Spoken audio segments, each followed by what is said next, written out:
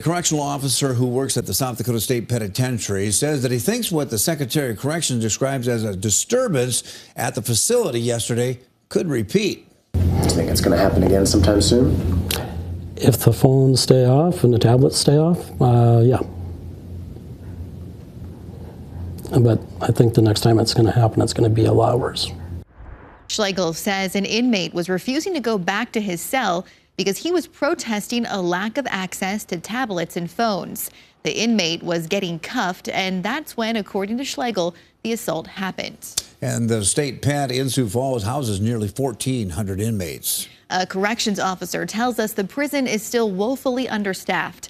According to the state, they have over 400 employees working on the campus. As KELOLAND's Tom Hansen shows us tonight, staffing has been an ongoing challenge for the state's only maximum security prison for men. Staffing inside South Dakota's correctional facilities was one of the first things Corrections Secretary Kelly Wasco focused on when she arrived 2 years ago. Recently, she told state lawmakers activities in the prison are sometimes canceled because of a lack of staff. When the staffing levels would flux down, the staff did everything in their power to try to keep the programs going, which creates an unsafe environment.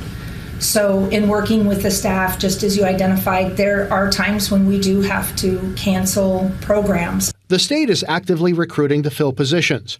According to the Bureau of Human Resources, the starting pay is $25 to $30 an hour. Correctional officers get state benefits, and training is provided. 8 years ago, Terry Liggins got out of federal prison. He now works to help ex-prisoners adjust to life outside and lead productive lives. He says a staff shortage is a recipe for confrontation because of stress. So now things that typically wouldn't cause an explosion or an eruption because you have more patience, because you're in a better mood, or you're just not as stressed.